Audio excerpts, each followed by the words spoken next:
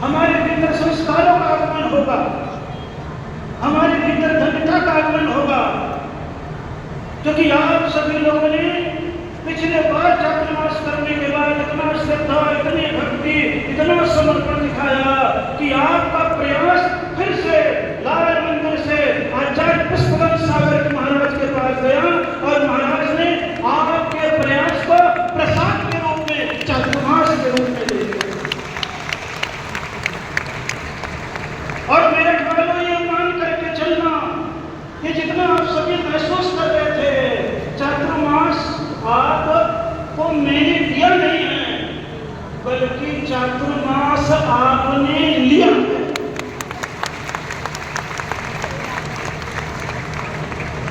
जब भी आपके मेरे समाज आती थी तो एक ही नारा लगाती थी, अब की बार कुटे पिटे।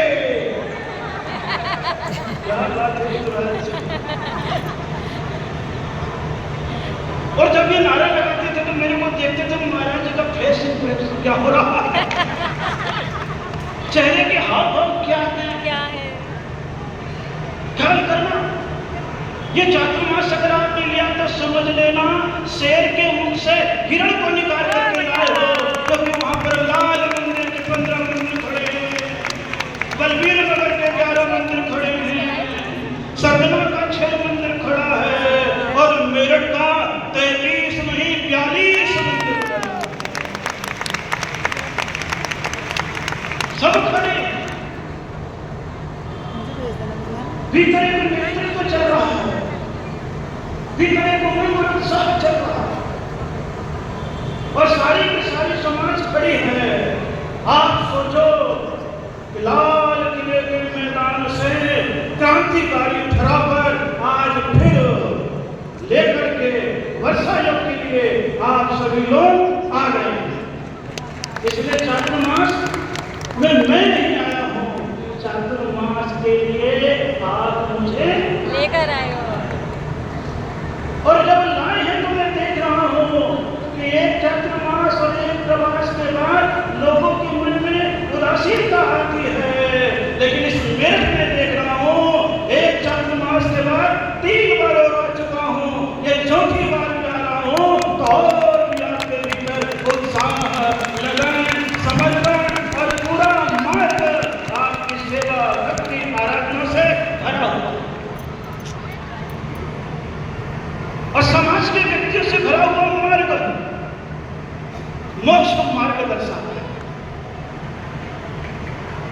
समाज के व्यक्तियों से भरा हुआ मार्ग, ये ख्याल करना समाज के जुलूस में, संत के प्रवेश में अगर बाजे वाले, हाथी, घोड़ा, ऊंट, बैंड वाले, छतरी वाले ज्यादा हो और श्रावक कम हो तो समझना मामला गड़बड़ है, और जहाँ बैंड के आदमी कम हो और समाज के लोग 100 गुना ज्यादा हो तो समझ लेना अब आपके भीतर की उमंग नहीं तरंग आगे बढ़ो।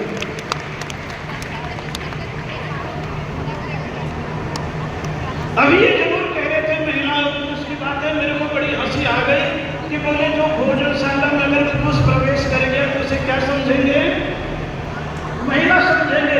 मेरे को हंसी आ गई क्योंकि अभी इधर से जुलूस आ रहा था तो कई महिलाएं सिर पे पगड़ी लगाई हुई थी और पगड़ी लगा करके आरती कर रही थी। एक जगह और यही पीछे ही महिलाओं के साथ पगड़ी लगा करके सब आरती कर रहे थे, एक आदमी तो उसमें फंस गया, लेकिन धक्का में सब पगड़ी गिरा तो भीतर से गंजा निकला, भीतर से गंजा निकला। मैं नाम नहीं बताऊंगा, मैंने कहा देखो क्या होता है, नाम नहीं बताऊंगा, ये पिछले करीब से बात है।